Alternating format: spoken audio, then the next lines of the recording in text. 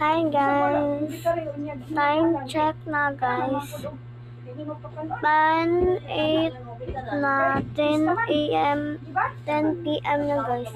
Aalis pa kami bukas. Tapos ano pa talaga siya. Parang hindi na kami makakalis kasi alam niyo ba yung magdadrive ay parang lasing na siya babe. Tapos baka hindi siya makakain, hindi kami makapapunta rin. Sa arte mo ba eh. So ayan guys, yung mga iba tulog na, no? Iba tulog na. Tapos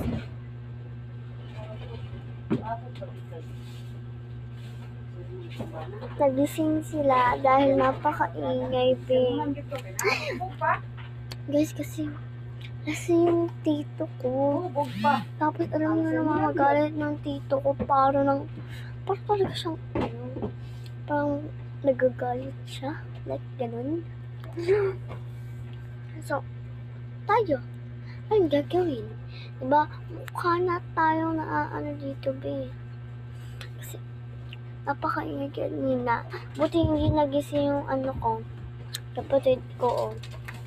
Yan naman, tulog na tulog yan. Diba? Pero kami, ng oras ba eh? 10 na, oh my God. Mag 11 p.m. na guys, hindi pa kami tulog. Ano ba to? Bakit gagawin natin? Buti hindi tayo makatulog. Kailangan natin ang pinulukot na. So, ayun guys, ito po guys, hindi pa kami matutulog ngayon. Kasi alam niyo naman, pag ako, hindi pa tulog yung mga iba, hindi pa din ako matutulog, be.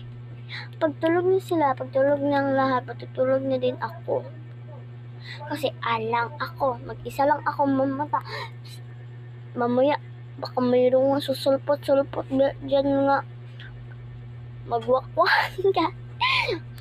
So yun guys, so, ako dito, cellphone lang.